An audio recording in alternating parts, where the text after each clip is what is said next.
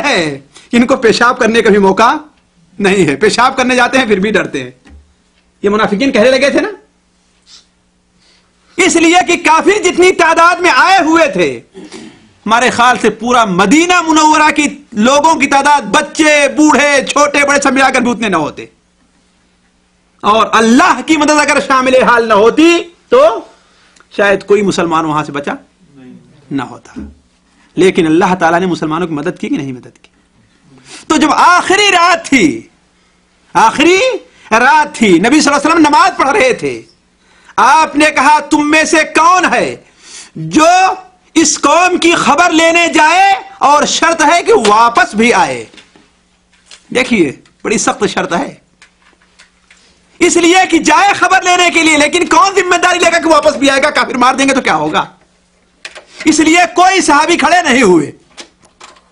کچھ دیر کے بعد دوبارہ آپ نے سوال کیا کہ کون ہے جو ان کافروں کی خبر لینے جائے اور دوبارہ واپس آ کر کے مجھے بتائے کہ قوم کا کیا معاملہ، قوم کے ساتھ کیا حالات درپیش ہیں؟ کوئی نہیں اٹھا. تیسری بار بھی آپ نے اعلان کیا لیکن کسی کی ہمت نہیں پڑی. اس کے بعد آپ نے فرمایا کہ اے حذیفہ تم یہاں آؤ. حضرت حذیفہ فرماتے کہ ہمت تو نہیں پڑ رہی تھی، لیکن جب آپ نے میرا نام لے لیا ہے تو میں، حالانکہ آپ نے کیا فرمایا تھا، کون ہے جو قوم کی خبر لینے جائے، دیکھے اور لے کر کے آئے تو اسے جنت میں میرا ساتھ نصیب ہوگا.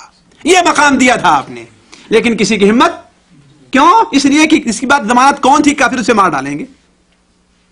حضرت حذیفہ بیان فرماتے ہیں کہ 3 مشکلیں درپیش تھیں. ایک مشکل تو خوف کی تھی، دوسری مشکل سردی کی تھی، اور تیسری مشکل بھوک کی تھی. سب کو بھوک لگی ہوئی تھی. بھوکی رہنے والی قوم ہی لڑا کرتی ہے، آسودہ قوم کبھی نہیں لڑی ہے. یہ سوچ لیں آپ، آسودہ قوم کبھی نہیں لڑی ہے. جو قوم زیادہ بھوکی رہتی ہے وہی قوم زیادہ لڑتی ہے، زیادہ اخلاص پایا جاتا ہے وہاں پر. تو کہا 3 مصیبتیں درپیش تھی. سخت خوف لاحق تھا، سخت سردی تھی. جانتے ہیں یہاں کی سردی، اگر ٹھنڈی ہوا چلنے لگے، وہ بھی تیز کی ٹھنڈی ہوا چل رہی تھی جب طوفان آیا تھا مشرکین کے اوپر تو. اور تیسری چیز بھوک تھی. لیکن چونکہ آپ نے جو ہے حکم دے دیا اس لیے اٹھنا ہی ہے. اس لیے یہ ہے ایک اللہ کے رسول کا حکم ہے. جاتے ہیں، وہ فرماتے ہیں کہ میں گیا، جا کے دیکھتا ہوں کہ ہوا اتنی تیز ہے کہ قوم کے خیمے اڑے جا رہے ہیں. سردی کے لیے لکڑی جلائی ہے تو لکڑی بھی اب اڑ رہی ہے. کہا میں جس گروپ کے اندر جا کر کے بیٹھا، لوگوں نے احساس کیا کوئی اجنبی آدمی داخل ہوا ہے، کوئی اجنبی آدمی داخل ہوا ہے. تو ابو سفیان جو اس وقت تک ایمان نہیں لائے تھے، انہوں نے کہا کہ ہر آدمی اپنے ساتھی کا ہاتھ پکڑ لے، کوئی اجنبی آدمی تو نہیں آیا. حضرت حذیفہ فرماتے ہیں کہ ہم نے جلدی سے ایک ساتھی کا ہاتھ پکڑا اور کہتا کون ہے تم؟ وہ کہتا میں فلاں ابن فلاں ہوں. تو ابو سفیان کہتا ہے دیکھو بھائی، بنو قریظہ کے لوگوں نے تو اب غداری کر دی ہے، اور ہوا ایسی تیز چل رہی ہے کہ نہ تو چولہے کے اوپر ہانڈی رکتی ہے اور نہ آگ رک رہی ہے، نہ خیمے رک رہے ہیں، لہذا چلو اب ہم چلتے ہیں. کہا کیا ابو سفیان اٹھا اور اپنے اونٹ کے اوپر سوار ہوا. اگر اللہ کے رسول صلی اللہ علیہ وسلم کے حکم نہ ہوتا کہ تمہیں واپس بھی آنا ہے تو میں ابو سفیان کو وہیں تیر سے ہلاک کر دیتا. یہ سوچنا چاہیے ایک مسلمان کا، کیا جذبات میں نہیں آنا چاہیے، جوش میں آ کر کے حدیث کی مخالفت اور رسول کے اللہ کی مخالفت نہیں کرنی چاہیے. ہر میدان میں سوچنا چاہیے کہ اللہ تعالیٰ کا حکم یہاں پر کیا ہے. جذبات میں نہیں، پورا قبضہ ہے دشمن کے اوپر، تیر اپنے ہاتھ میں ہے، دشمن غافل ہے، حملہ کر سکتے ہیں، اس کے اوپر قتل کر سکتے ہیں، لیکن کیوں رک گئے؟ اللہ کے رسول کا حکم نہیں ہے، اللہ کے رسول کا حکم نہیں ہے.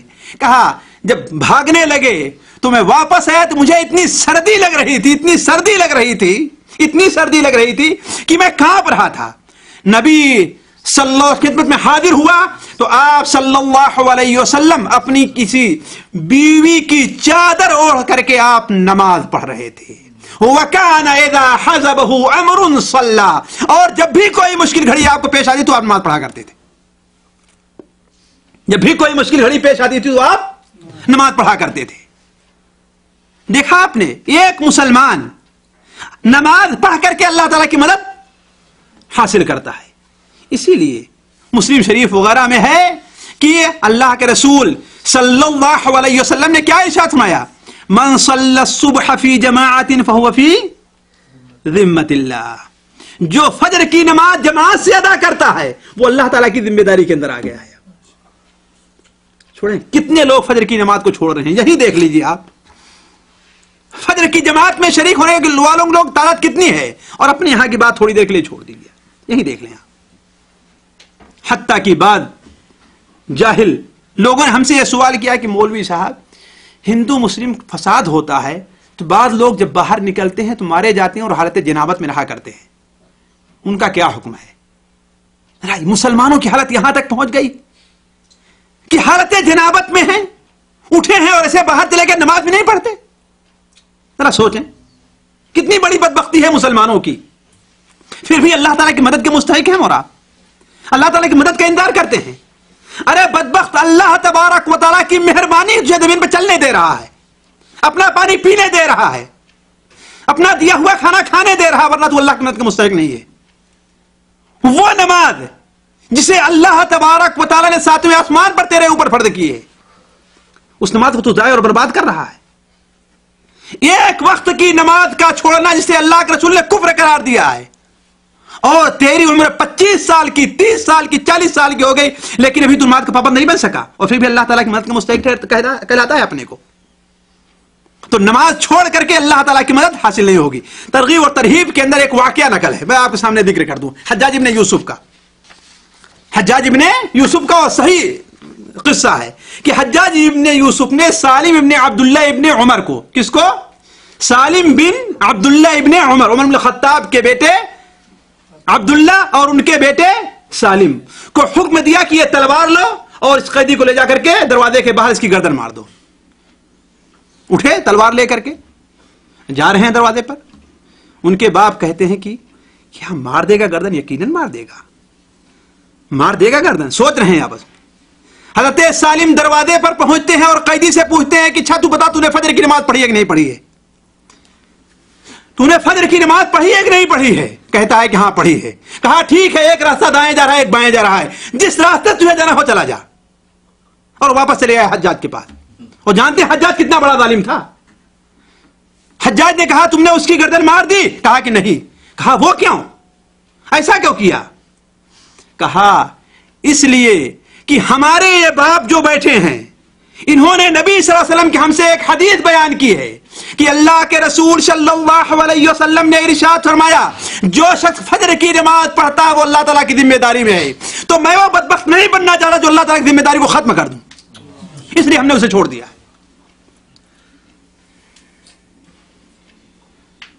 دیکھا اللہ کی مدد آئی کہ نہیں آئی؟ ایک چھوٹی سی مثال ہے اللہ تعالیٰ کی مدد کی۔ نماز پڑھ کہیں کر کے اللہ تعالیٰ کی مدد حاصل ہوگی۔ اسی لیے اللہ تعالیٰ کے نیک بندے ہمیشہ اللہ تعالیٰ کی مدد نماز پڑھ کر کے حاصل کیا کرتے تھے۔ عبداللہ ابن عکیم ایک صحابی ہیں، عبداللہ ابن عکیم ایک صحابی ہیں، حجاج نے انہیں بلایا اور بلوا بھیجا تاکہ انہیں قتل کر دے۔ کیا کیا؟ وہ سورس لگانے لگے، رونے لگے، چلانے نہیں، وضو کیا اور کھڑے ہو گئے 2 رکعت نماز پڑھنے کے لیے۔ نماز پڑھ کر کے دعا کرتے ہیں کہ اے اللہ تعالیٰ تو جانتا ہے کہ ہم نے کبھی شراب نہیں پی ہے، نہیں، اے اللہ تو جانتا ہے کہ ہم نے کبھی زنا نہیں کیا، اے اللہ تعالیٰ جانتا ہے کہ ہم نے کبھی چوری نہیں کی، اگر میں اس اپنے بارے میں سچا ہوں تو اے اللہ تعالیٰ مجھے اس ظالم کے شر سے محفوظ رکھ لے۔ کیوں؟ اس لیے کہ صحابہ اور تابعین کے اوپر جب بھی کوئی مشکل گھڑی آیا کرتی تو کیا کرتے تھے؟ نماز طرف متوجہ ہوا کرتے تھے۔ ایک اور دلچسپ قصہ میں آپ کے سامنے رکھ دوں۔ امام ذہبی رحمہ اللہ یہ مثال دینے کے لیے کہ ایک مسلمان نماز طرف کیسے متوجہ ہوتا ہے مصیبت اور پریشانی کا، چاہے چھوٹا معاملہ ہو یا بڑا معاملہ ہو، اللہ تعالیٰ کی مدد چھوٹے پیمانے پر لینی ہو یا کہ بڑے پیمانے پر لینی ہو۔ محمد ابن جریر الطبری، محمد ابن اسحاق ابن خزیمہ، محمد ابن آدم الرویانی اور محمد ابن زہیر، یہ 4 بڑے محدث ہیں، علماء کرام جانتے ہیں ان کو چاروں کو، اور ایک زمانے کے رہنے والے ہیں۔ خصوصاً محمد ابن جریر طبری کی بڑی کتابیں آج بھی بازار کے اندر موجود ہیں، محمد ابن اسحاق ابن خزیمہ کی بڑی کتابیں آج بھی موجود ہیں۔ یہ بڑے پائے کے 4 محدث ہیں۔ یہ سارے کے سارے مل کر کے مصر جاتے ہیں، کس لیے؟ حدیث کا علم حاصل کرنے کے لیے، اور چاروں نے مل کر کے کوئی کمرہ کرائے پر لیا، اس میں آ کر کے رات کو ٹھہرتے تھے اور دن میں محدثین کے پاس جا کر کے حدیث لیا کرتے تھے۔ جو کچھ کھانے پینے کا سامان لے کر گئے تھے وہ ختم ہو گیا، پیسہ بھی ختم ہو گیا۔ ظاہر بات اس وقت جو ہے بینک کا قرار تو رہتا نہیں تھا کہ جا کر کے وہاں سے نکال لیا کریں، اور حوالے کا معاملہ تھا کہ فوراً ٹیلی فون کریں اور جو ہے حوالہ بھیج دیا جائے۔ بڑی مصیبت ہے، سوچنے لگے کہ اب کیا جائے، ابھی حدیثیں اور حاصل کرنی ہے، ابھی تک پورا کام ہوا نہیں ہے، اور بھیک مانگنے جائیں یہ بھی بہت بڑا معاملہ ہے۔ تو آپس میں کھڑے ہو کر کے مشورہ کرتے ہیں، کہتے ہیں بھائی دیکھو اب بھیک مانگے بغیر چارہ نہیں ہے، بھیک مانگے بغیر چارہ نہیں ہے۔ ایسا ہے کہ روزانہ ایک آدمی بھیک مانگا کرے اور چاروں جو کچھ مل جائے گا چاروں سے بانٹ کر کے کھا لیں گے اور حدیث کا علم حاصل کیا کریں گے، حدیث کا علم حاصل کیا کریں گے۔ یہ فیصلہ ہو گیا، لیکن یہ فیصلہ نہیں ہو رہا کہ پہلے شروع کون کرے، بھیک مانگنا پہلے شروع کون کرے، کون جائے پہلے بھیک مانگنے کے لیے۔ تو ان لوگوں نے کیا کام کیا، جب کوئی معاملہ طے نہیں ہوا تو قرآن اندازی تک بات پہنچ گئی کہ قرآن اندازی کی جائے۔ قرآن اندازی سمجھتے ہیں نا، قرآن اندازی کی جائے، جس کا نام پہلے نکلے گا وہ سب سے پہلے بھیک مانگنے جائے گا۔ جب قرآن اندازی کی گئی تو سب سے پہلے نام کس کا نکلتا ہے؟ محمد ابن اسحاق ابن خزیمہ رحمہ اللہ کا۔ کس کا نام نکلتا ہے؟ ابن خزیمہ رحمہ اللہ کا۔ اب کہتے ہیں کہ بھائی ٹھیک ہے، بھیک مانگنے تو جاتا ہوں، لیکن سب سے پہلے ایسا کرو، لاؤ 2 رکعت نماز اللہ تعالیٰ کے لیے تو پڑھ لے۔ یہ ہے ایک مسلمان کا جذبہ۔ کوئی بھی ایسا کام کرنا ہے تو اللہ تعالیٰ کا مشورہ ضرور ہے۔ کہا کہ لاؤ استخارہ کی 2 رکعت نماز تو پڑھ لیں، اس کے بعد اگر اللہ تعالیٰ کا حکم ہوتا ہے، اللہ کی طرف سے اشارہ ہوتا ہے تو بھیک مانگنے جائیں گے، اور نہیں تو نہیں جائیں گے۔ ہے کوئی سوچتا ہے؟ بڑے سے بڑا کام کر جاتے ہیں، بڑے سے بڑی تجارت کر جاتے ہیں۔ یہ ایک ایسی سنت ہے دوستو جو آج عوام کے اندر، کیا پڑھے لکھے لوگوں سے اندر سے بھی یہ چیز چھوٹی ہوئی ہے، استخارے کی نماز۔ حالانکہ بخاری شریف میں حضرت جابر بن عبداللہ رضی اللہ تعالیٰ کی روایت ہے کہ اللہ کے رسول صلی اللہ علیہ وسلم ہمیں استخارہ ایسے ہی سکھاتے تھے جیسے کہ قرآن سکھایا کرتے تھے۔ تو جب استخارے کی نماز سے فارغ ہوئے، ابھی السلام علیکم ورحمۃ اللہ وبرکاتہ ہی کہیں، دروازے کے اوپر دستک ہوتی ہے۔ دیکھیے اللہ کی مدد نماز سے کیسے حاصل ہوتی ہے، نماز پڑھ کر کے دستک ہوتی ہے۔ جب دستک ہوئی، دروازہ کھولا تو کیا دیکھتے ہیں کہ ایک چراغ لیے ایک آدمی ہے اور اس کے ساتھ ساتھ ایک اور آدمی ہے، اور وہ پوچھ رہا ہے کہ محمد ابن اسحاق ابن خزیمہ کون ہے، محمد ابن جریر کون ہے، محمد ابن آدم کون ہے، محمد ابن زہیر کون ہے۔ جب کہا محمد ابن اسحاق میں ہوں، 10 دینار ان کو دے دیا۔ محمد ابن جریر میں ہوں، 10 دینار ان کو دے دیا۔ محمد ابن آدم میں ہوں، 10 دینار ان کو دے دیا۔ محمد ابن زہیر میں ہوں، 10 دینار ان کو دے دیا۔ اور کہا کہ آج اس شہر کا امیر سو رہا تھا، دوپہر میں قیلولہ کے لیے لیٹا ہوا تھا کہ خواب میں نبی صلی اللہ علیہ وسلم کا دیدار ہوتا ہے، اور آپ فرما رہے تھے کہ اے فلاں ان محمدین جیاع، محمد، چاروں محمد بھوکے ہیں، انہیں کھلاؤ۔ اس لیے دوپہر سے ڈھونڈ رہا ہے کہ تم لوگ کہاں پر ٹھہرے ہوئے ہو، اور یہ دے رہا ہے بات امیر، اور عہد لے رہا ہے کہ یہ ختم ہو جائے تو جو ضرورت پڑے گی تو کہیں دوسری جگہ جانا نہیں، مجھ سے آ کر کے اس کو طلب کرنا ہے۔ دیکھا، بھیک مانگنا ہے، لیکن پھر بھی سب سے پہلے 2 رکعت نماز پڑھ رہے ہیں۔ چہ جائے کہ دشمنوں کے اوپر حملہ کرنا ہو تو بغیر نماز پڑھے حملہ ہو سکتا ہے؟ نہیں ہو سکتا ہے۔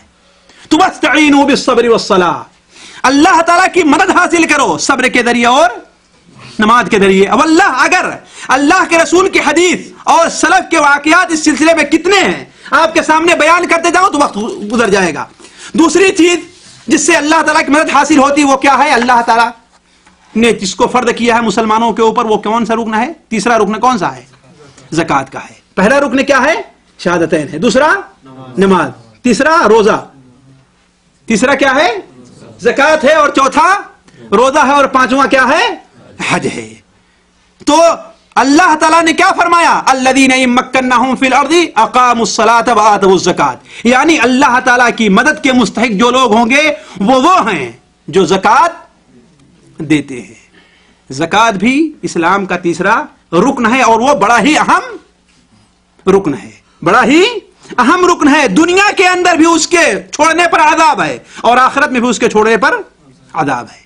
قبر کے اندر بھی زکات نہ دینے پر عذاب ہے اور آخرت میں بھی زکات نہ دینے پر عذاب ہے.